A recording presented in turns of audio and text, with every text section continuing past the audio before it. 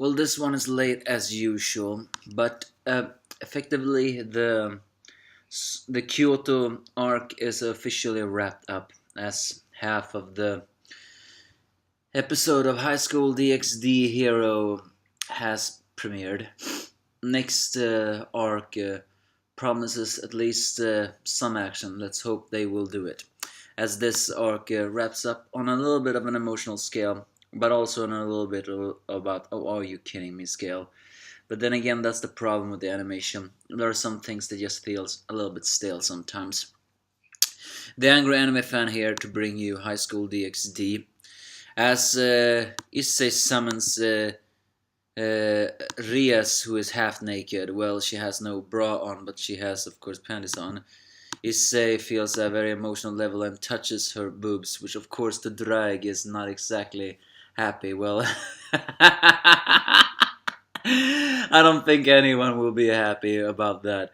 I mean, unless, of course, it was just a huge pervert as Issei, but unfortunately, drag was not.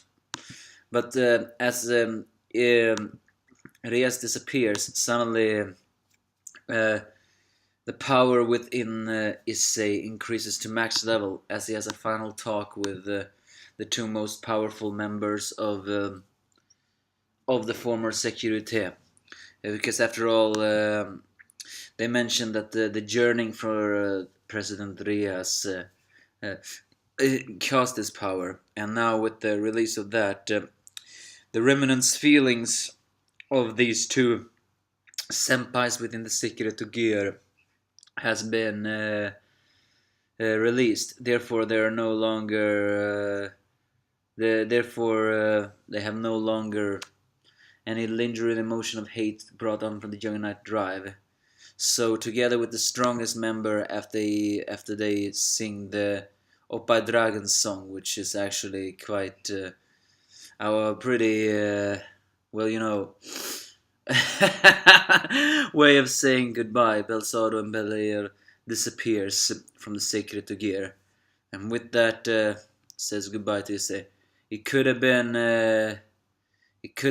a little bit more of an emotional goodbye, but in a way it became a little bit comical. Oh my god, are you kidding me? Goodbye. But with that release, the boosted to gear within Issei powers up to tremendous power level as he enters a new mode.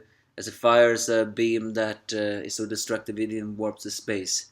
He then charges against Cao Cao, who just barely is able to block the attack. But then we get a surprise attack. Before that, we get to hear that Issei's new move would probably be considered an illegal move in chess play because it's just that too much powerful.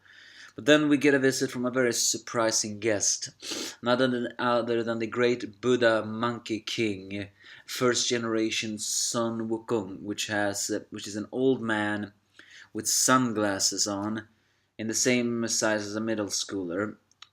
I think he's even voiced by Mughito, the famous Seiju, riding along on the Dragon King, and begs and says the Dragon King after the mischievous Dragon Yulong, and says that he is going to have to subdue the Kyubi together with Vitra, so he can cook him some stew, while Wukong deals with Cao Cao, and indeed he handles the entire hero faction with ease.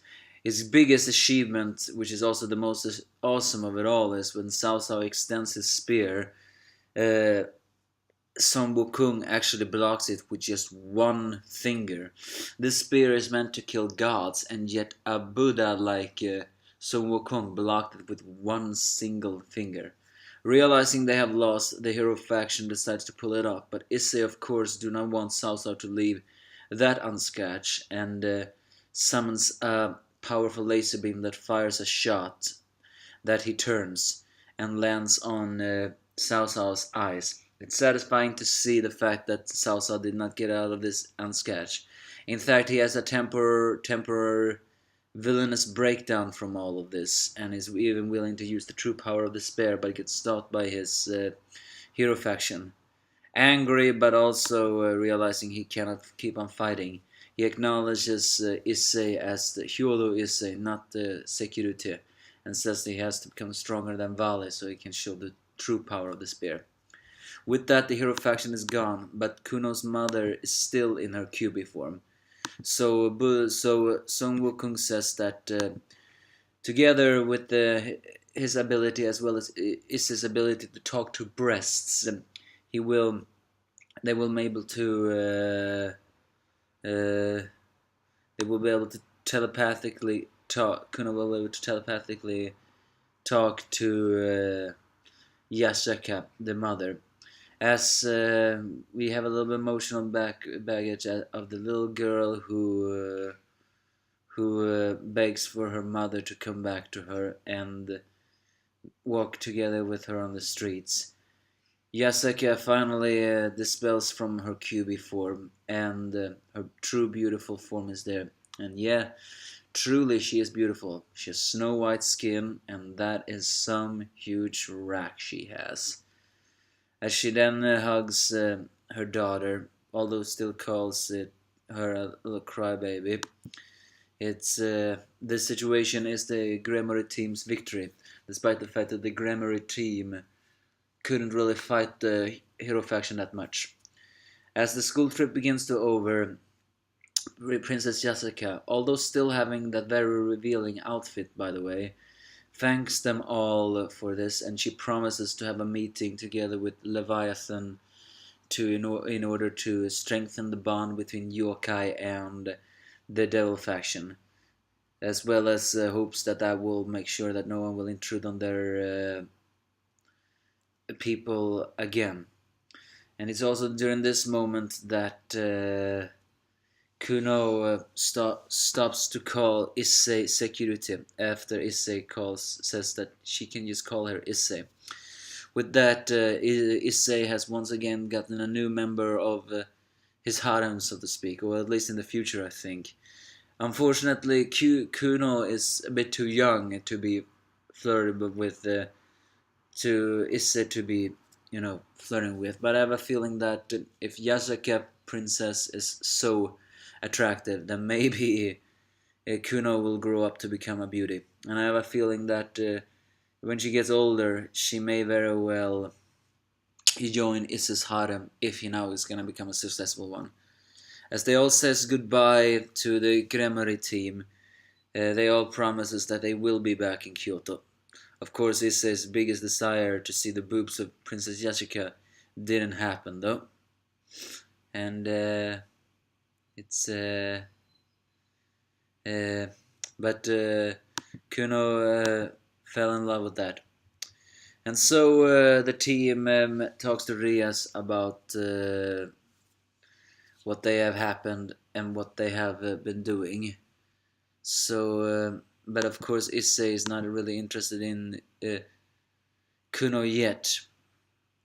However, then we get to hear a new surprising news. Is that Ravel Phoenixu will actually transfer to Kuno Academy and will become a first year. One new member of Issei's harem will probably join the team. Of course, Koneko for some reason, well not for some reason, is actually not so very happy for the transfer.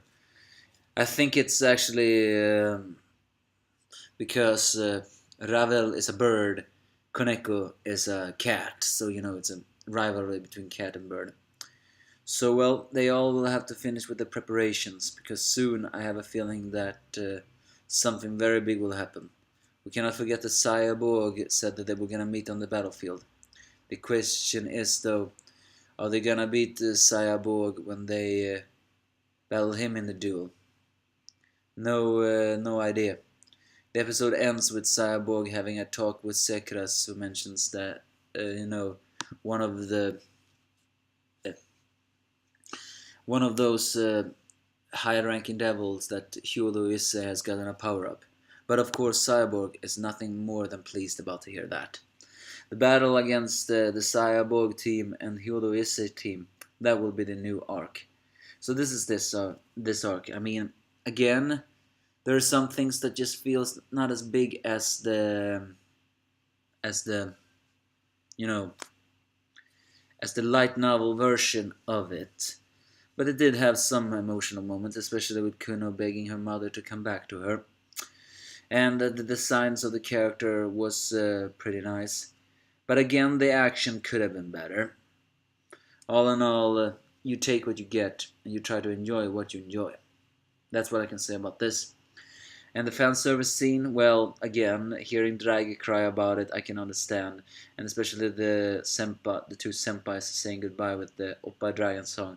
That's a kind of cruel way to say it, but it is what it is. It is high school DXD after all. If anyone could have powered up with perversion this much, it would have been awesome. Give me your thoughts if you have any.